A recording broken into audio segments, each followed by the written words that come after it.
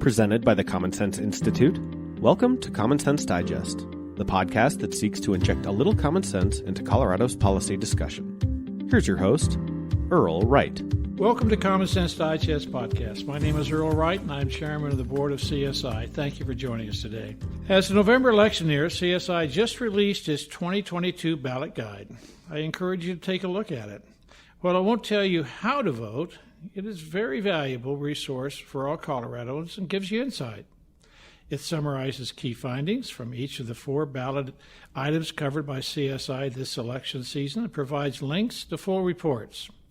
While there are several other measures on this year's ballots, the 3 statewide issues covered in the CSI ballot guide include Proposition 123, Proposition 121, and Proposition FF. We have done a podcast on Proposition 123, and I'd encourage you to listen to it.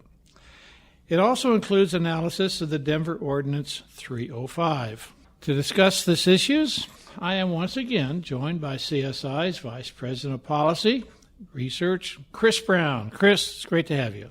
Good to be here, Earl. Thank you. You're welcome. I'm joined by Evelyn Lim, CSI's Free Enterprise Fellow. Evelyn, it's always great to be with you. Thanks for coming back. Thanks for having me, Earl. You're welcome. Thank you to both. Let's get started. Start on Proposition 123. It proposes dictating 1/10 of 1%, sounds like a small amount, of federal taxable income from the state's general fund to create a statewide affordable housing fund. In addition to the funds allocated for building affordable housing, the measure also addresses the need to shorten the costly housing approval process by including a fast-track approval policy in the measure.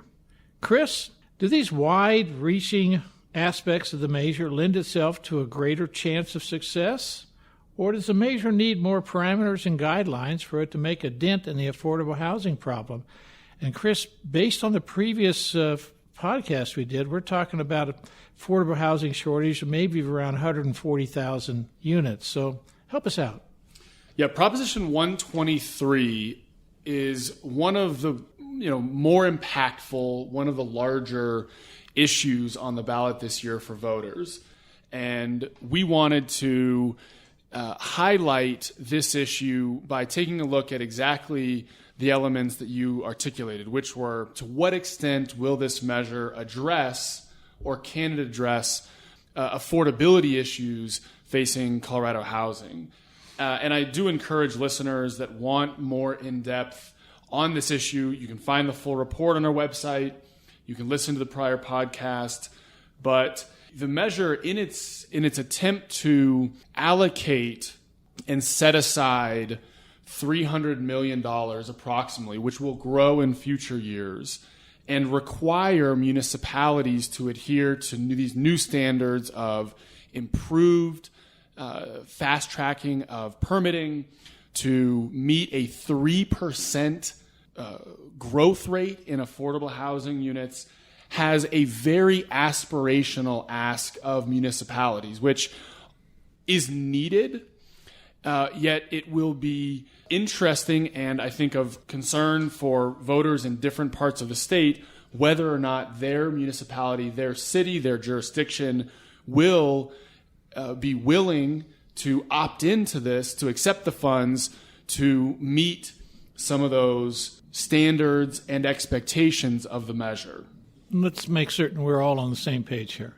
So the city of Denver, the city of Bloomfield, any particular governing, local governing agent, could be county or city, has to, in effect, try to set aside land under the process that they may either a nonprofit or a for-profit developer, depending on what the city wants to do and how they want to use the land. They have a fast track. 90 days, is that what fast track is? For the permitting process. For the permitting, which typically takes a lot longer than that. Certainly. How long does it typically take, Evelyn, a permitting process, or Chris? It varies by jurisdiction, but on average, 6 months to a year would not be out of the... Well, that would be saving a lot of money then for a developer to have a fast track. And so if the city decides they want to do that and develop it one way or another for affordable housing, which is defined by this particular act, I guess it's 30% of the average median income of that particular group, So it'll be housing for those particular folks. Okay. Now tell me, Evelyn, this measure allows for local governments to opt out of the affordable housing program if they choose, given the fact that the measure's success depends in part on the number of local governments that opt into the program. Do you think we could expect to see most localities enroll in the program? And what problems will the program face if it fails to recruit a substantial number of local governments? I think one of the biggest challenges to this measure in terms of implementation is really that opt-in aspect to it. So I think... Let me stop you there. Do they have to put up money to opt in or opt out? Or is it just a matter that they have to follow a process that's being defined by this proposition? Right. They have to follow the process. And I think that one of the challenges, and this is Peter Lafari wrote the ballot guide for this measure for Common Sense, and Peter was my co-fellow last year. We looked at affordable housing affordability in Colorado. And one of the challenges we saw in that report that we outline is this whole land use process. So a lot of times city councils or the planning board would not approve projects because of various things, whether it's too much density, which causes a lot of traffic. We've seen things like it would harm. People would be afraid that it harms kind of the fire routes, even though the fire station says it doesn't. And so they would find various obstacles so that these developments wouldn't get approved. And so the challenge with the opt-in is, even if Colorado citizens say, we approve this measure, we overwhelmingly vote in favor of it, the city council can still say, well, in our area, we don't want that density, or we don't want these, increased traffic. We don't have enough spaces for parking. And so they can opt out, which basically means that they're not going to utilize the program at all. And so it seems a little strange to me that you would write a measure that would basically say, we're going to do all of this, but it really still, and we're going to have the people vote on it, but it's still up to the city council to say whether we're going to actually implement it or not. So just because I vote on it and we as a group decide that this is something that we all would like to have, doesn't mean that statewide all of a sudden we're going to have more affordable housing. Correct. And I think, Earl, just to jump in, I don't know if I fully answered your first question, which to that last point, we did, and Peter, the CSI's housing fellow, did make a series of recommendations around the issue of whether or not, and to what extent municipalities would opt in. And so I think to your question about might more be needed, it does seem, and it would be prudent, and we do recommend to voters and legislators to consider future measures, which would have to go through the legislature to improve the language around this law. And specifically, we recommend instituting a performance-based cap on how the fund would grow so that it doesn't accumulate too much excess resources if municipalities don't opt in. We recommend that all funds should be rebruced if they are reappropriated out of this new housing fund back into the general fund. And there's some mechanisms there, some nuance around Tabor, why that recommendation exists. And we recommend that the agencies implementing this stay true to the measure and the value proposition given to voters by not limiting the requirements on accepting the funds. There might be pressure if municipalities can't opt in to loosen some of these restrictions, which would undermine some of those affordability issues and benefits of this measure that we talk about. And along with some periodic review and another recommendation, those are the core elements that we think would need to be included in future legislation to ensure the ultimate success of a program like this. Well, yeah, but Chris, I appreciate all that, but you're saying these are things that the state legislature would have to enact, and you've listed them along with our fellows as to what would be needed to be enacted along with if this particular referendum is passed. That's correct. Okay, so once again, It's not included in this measure. That's my point. So it's not your recommendations as to how to really make this referendum work better and more likely to be effective requires future legislation, and we don't know how that might occur or when that might occur or if it might occur. Okay, let's go on to Proposition 121.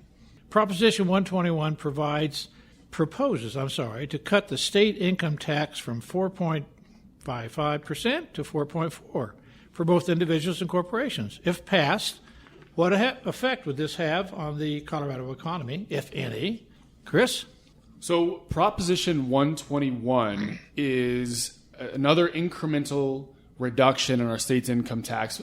Colorado voters passed a similar incremental reduction in our state income tax last year. This would ultimately save Colorado taxpayers, about $1.6 billion over the first 5 years after its passage. In 2023, so next year, taxpayers would save about $767 million as the benefits from the retroactive implementation of this on the 2022 tax year plus 2023 reduction in the rate, both longer term and some immediate term impacts to taxpayers, which would ultimately translate to increased spending, consumption, investment in the Colorado economy. We estimate that in 2023, those taxpayer savings would generate about 9,600 additional jobs across the state, 9,100 in the private sector, and about 510 public sector jobs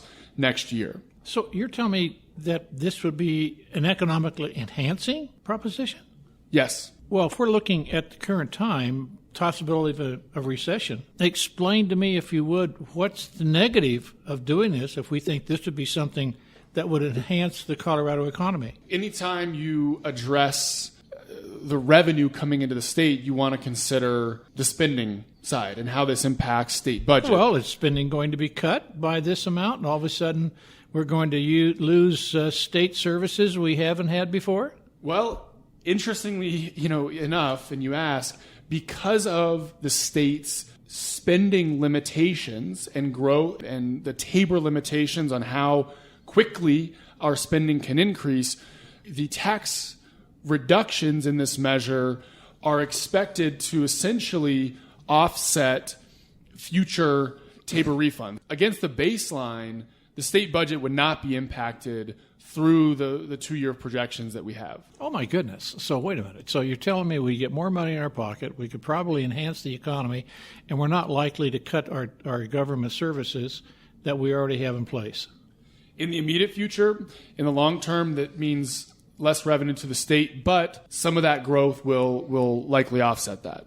Evelyn, seems like it's a win-win for the Colorado public and taxpayer. Help me out. How do you see it, if any different? I think that anything that keeps more money in your pocket now versus later is a good thing, as well as making sure that government grows at a reliable but not overblown way. Proposition FF. Healthy school meals for all. My goodness, that sounds like a good program. Let's maybe dig a little deeper into it. This will fund free, healthy lunches for all students in participating school districts by increasing the income tax rate on Coloradoans, making $300,000 or more per year. Chris, CSI has projected that this measure could be either severely overfunded or lack the necessary funds to adequately operate. Now, that sounds terribly confusing to me, so you're going to have to tell us how that you come out with either or here. Can you speak about these two potential outcomes and why the program is likely to be one or the other and how one or the other might occur? Sure. Let me start with one of the first points you made about this is a new increase in taxes, about $100 million tax increase estimated to be in the first year. And though it does not increase rates, it reduces deductions on high-income earners. So you can think of this as a progressive tax on wealthier Colorado families to fund the expansion of school meals for more than 600,000, almost 2/3 of Colorado students who are currently not eligible for free meals at school. So this extends coverage. Now, your question about the long-term fiscal solvency is, this measure says we are going to increase taxes on households making more than filers making more than $300,000 a year, and we'll raise revenue, and we are going to commit to spending on healthy school meals for Colorado students, increase wages for some food workers. There's small grants that will be made around purchasing and meal food locally. The revenue and the spending are not connected in any way. So over time... Wait. I want to make certain we understand what you just said. So those that will be having the higher income in the state, this is a fixed tax going forward that they will be paying. There's no sunset on it. It's there, and it's going to stay there. And the legislature can't change all of a sudden how these funds will be used. It's there specifically to be used just for this event. It sounds to me like that's a progressive tax going forward, because as we all know, if you don't have an inflation adjustment, all you're doing is having more people pay more taxes as inflation impacts wages. Am I missing something here on the tax? The tax goes to the general fund, and the general fund is what would fund the Healthy School Meals program. Oh, no, wait. Is it specifically allocated and can never be diverted? Certainly not. This is going to the general fund, as I said. So this is a tax increase going to the general fund, and the program is funded through the budgeting process, taking funds out of the general fund. And so this question of, is the tax one question you can ask as a voter would be, is the tax increase sufficient to pay for the likely costs of providing these meals? Well, surely somebody has done the analysis. They have, and those projections are very near term. And one thing we wanted to highlight, and we did modeling on this to articulate, was over time, as the tax increase, again, is not adjusted as the program changes. Say food costs increase faster, the utilization across schools is different than maybe expected. There's an incredible amount of uncertainty about how much will be funded through the federal government because of interactions with our Medicaid programs. But the federal government requires you use it specifically for a program. You don't have a lot of flexibility where one year you can, one year you can't, like we do in this particular proposition. That's right. And so there's a lot of scenarios in the long term, to your point, if Medicaid and the federal government is able to and ultimately does fund more of the program, we highlight that the tax increase would actually be substantially more than the program would require for providing meals in this way. And those funds would just be available in the general fund to be spent any way the legislature so decides. This becomes a general tax increase primarily. And in 3 of our 4 scenarios, that actually is the primary risk. And it's highlighted in the near term in the draft ballot analysis that voters will get in the Blue Book. So it is a bit wonky, admittedly, that we talk about the risk of underfunding or overfunding.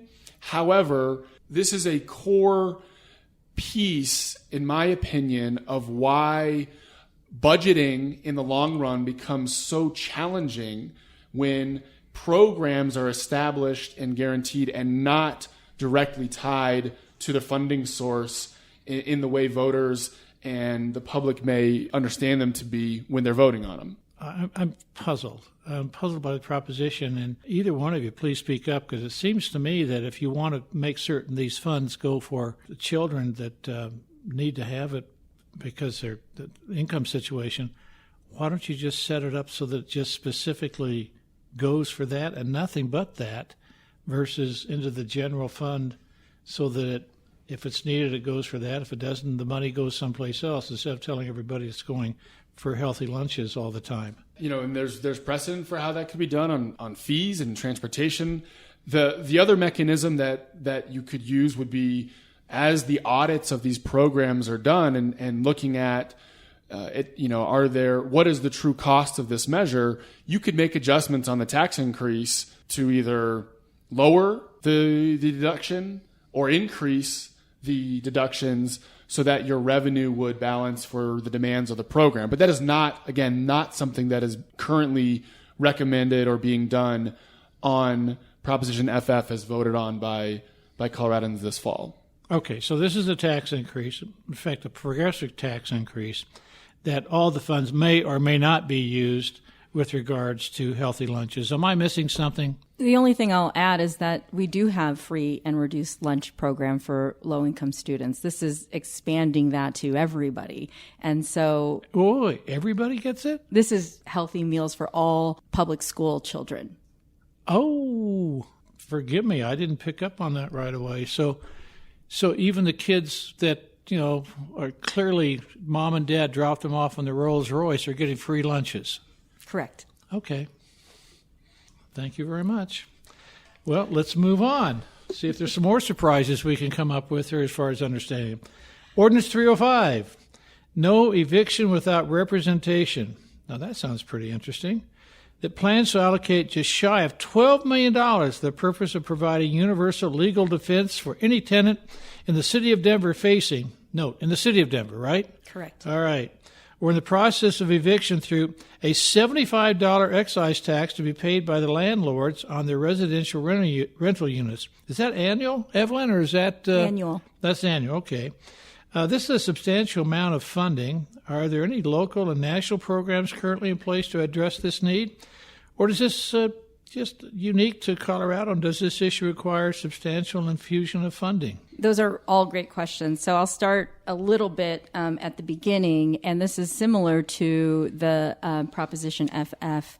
This program, which is a right to counsel and eviction, does exist. It's not a right, but we do have a lot of programs in place that fund free legal help for people who are facing an eviction. So this expands that substantially so that anybody who is facing an eviction, regardless of income, can have an attorney represent them in an eviction case. And again, this is just for the city of Denver. So there are several programs that are initiated or are implemented throughout the United States. It's becoming a little bit of a trend to call it a right to counsel, but there are some distinct differences in this measure that are different from those programs that have been implemented elsewhere.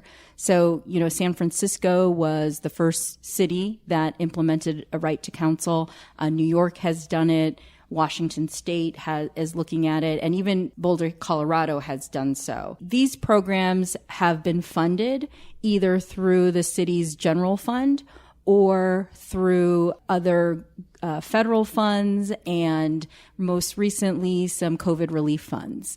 So the American Rescue Plan, a lot of people are using that to fund this program.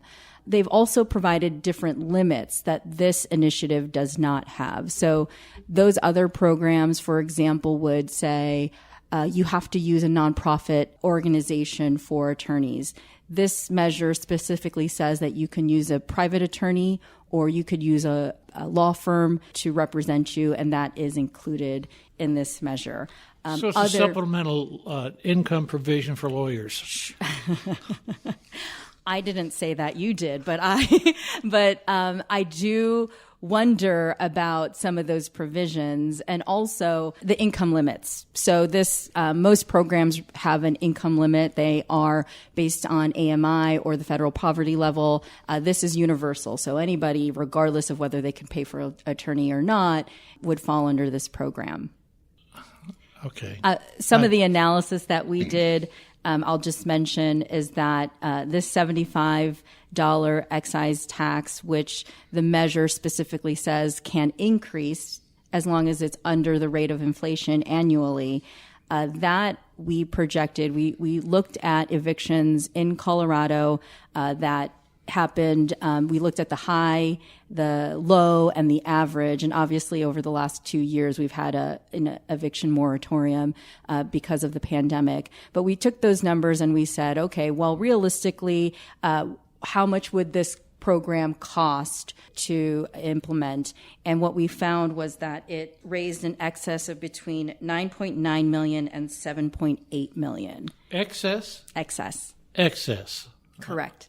In light of what our history would suggest we need, it's an excess. Correct. Now, forgive me for being a little bit suspect, but is there a possibility here that legal fees are not going to be tapped, or there isn't a maximum amount on an hourly basis that a lawyer can charge, or anything that the person providing this service to an evicted person may have to restrain themselves in how they charge for their service? Well, we could look back at the programs that are, in fact, in place that deal with people who need help, legal help for an eviction, and they are done. There are a lot of services here that are done by nonprofits in Colorado and in Denver. And so those are the numbers that we base this on. Okay. But in fact, in an eviction proceeding, you can delay. You can say, well, we need more time. We need to look at this. And so fees can, in fact, increase.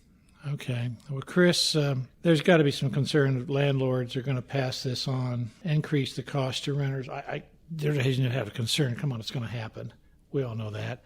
Right now, if you build new units, it's very tough to build them and make money at current rental rates and current cost. And we're saying we're 140,000 units short of affordable housing. I don't see how that's going to help with regards to creating more affordable housing. Are there any other costs associated with this measure that landlords may try to pass on because they know what's going to happen? You can't just all of a sudden have them pay for something they don't have the income available to do it with. Well, you're absolutely right, Earl, that these sorts of costs are passed on largely to the costs directly from the tax. And then as Evelyn just talked about in terms of how the increase in representation by tenants with excess funds available could lead to delays and higher costs for landlords far beyond the $75 tax in terms of their legal costs to work through the courts in these cases. And, we found research from the Center for Real Estate out of MIT that studied changes in property taxes in Massachusetts at the local level across decades and found that landlords passed on about 80 to 90% of these changes in taxes in property taxes. Not only does they have no choice. I mean, let's get real. I mean, if you've got an expense, you don't have the income to recover it. Where does it come from? Is the builder or the owner of the property now going to end up being subsidized like the renter? I mean, that doesn't make sense. It's just not a winning proposition. Certainly, and these costs are both direct and indirect, and they come, they impact tenants, and the impact is we want to really highlight the impact of affordability. I think, as Evelyn has talked about, there are existing programs that support renters to avoid the process of eviction. Majority of evictions are related to financial and missed payments and issues around payments, and there is substantial resources to help renters facing those issues. And there's a right way to do this. I think there's a theme, not to go back to Proposition FF and the Healthy Meals for All measure, but there's a similar theme here, which is there is a tax increase, an excise tax increase, and a new program, which is guaranteed representation. And the two do not directly relate. And this program, as we've demonstrated in the cost modeling, has the potential to raise and would likely raise far greater funds than would be required. And so this again becomes a general tax increase. Required as we're currently experiencing it. Correct. As we're currently experiencing the cost of...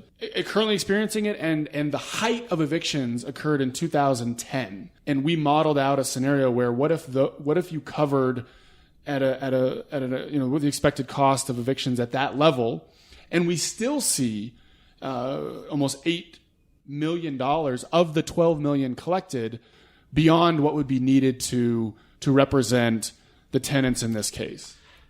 Evelyn, the eviction defense as a universal right, you mentioned that to all tenants. I don't know where the universal rights stop, but the guidelines to make this measure, are there guidelines to make this measure more effective, in your opinion? Are there any scenarios where this funding will result in societal costs beyond what Chris mentioned? Well, there are 2 points that I just want to make. One is that most landlords are small business owners. So I think that, to the point of whether this gets passed on, and you said it, is that they have to. And so I think that there's a misconception around that these are, big institutional, people in New York who own these units. But the majority, I think it's something like 71% of landlords own 3 to 5 units. And so it's 71%? I think that's the national number. It's in the report, Earl, so you might, but I have to refer to that. But it was very close. Colorado was very close to what the national was. So that's one point. But the other point I think is important is that, as Chris mentioned, there are existing programs that do this. And I encourage people who are going through an eviction to seek those out. They can call HUD, which HUD doesn't do the programming, but HUD has all those resources that they can connect people to. But I also think that the important thing about those existing programs is that we try to help people way upstream before they're actually in an eviction process, because once you're in the court system, it's very, very hard to get out of it. And so, this right to counsel is important, but what I think is more important is trying to help people who are in danger of eviction. So whether they can't pay for their rent, whether they have a landlord who is, against them or not fixing up their unit, there are programs in place that will help those people for free. And so one of the things about this program is it's creating an entirely new program in addition to existing programs. And it's also putting more weight on the judicial system, which is already, as I understand it, and we've mentioned in previous reports, overburdened. Sure, absolutely. Well, you mentioned recommendations, Earl, and that is, I guess one potential opportunity within this measure, if it does pass. There is a complete lack of good insight into the scope of what eviction proceedings are occurring, why they're occurring, what the outcomes are.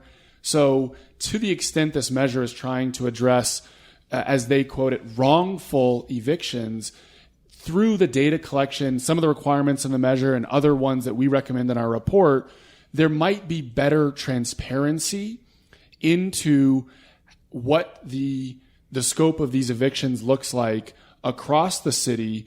Again, that may be something that city council, as they revisit this and look at this in the future and maybe recognize the cost is substantially less than the tax, could revisit this in the future. And so some of the data collection requirements here could be beneficial in that regard. And as someone who appreciates the data, I've had to point that out. Yeah, I guess I'm a bit, I don't know, I guess a little bit skeptical of these. All sound like incredibly worthwhile measures, but then when you look inside of it and say, well, really, what is the need? Does it solve the situation? And you have to ask yourself, some of these measures aren't very well thought through or crafted, but I don't want to pass a judgment in such a way that I'm suggesting how people ought to vote. We've got the ballot measures assessed, and in the Blue Book, well, we have much of what our analysis has done in the Blue Book so that people can read the Blue Book and get much of what we are hearing on the podcast in the Blue Book? Well, the Blue Book is released separately by the Legislative Council staff. We cite some of their work, and our ballot guide is on our website. So you can, download our ballot guide and read it at the same time you read your Blue Book.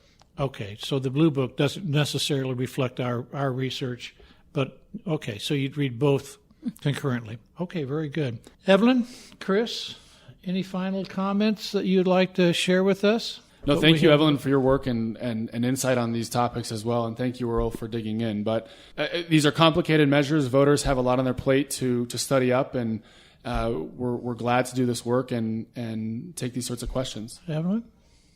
Yeah, I couldn't agree more. I think the work that CSI does in terms of educating voters is essential for our democracy. But it takes people like yourself with your skill set to dig into the numbers and really make certain we have a chance to understand how does all of this fit together. And some of it just doesn't fit together very well in light of what you think might be occurring.